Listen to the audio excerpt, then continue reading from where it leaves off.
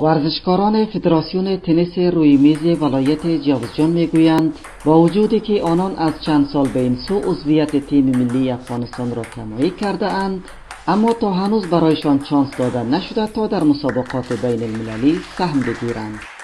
ما روز میایم اینجا تمرین میکنیم چون که یک عضو تیم ملی هستیم. ما میخوایم که در مسابقات جهانی اشتراک کنیم. این ورزشکاران در حال این موضوع را مطرح می نمایند که اینها به خاطر اشتراک در مسابقه جشن نوروز که در شهر مزار شریف در سال نو پیشرو برگزار گردد همه روزه تمرین می کنند. آرزو دارم که تیم های خارجی اینا رو دعوت کنند، چون تا هنوز اینا یک مسابقه خارجی را اشتراک نکردن و آرزوی من همی است که من هر روز اینا رو تمرین میتونم صرف به هدف از اینکه اینا بتونن در مسابقات خارجی و مسابقات بیرون مرزی اشتراک کنند.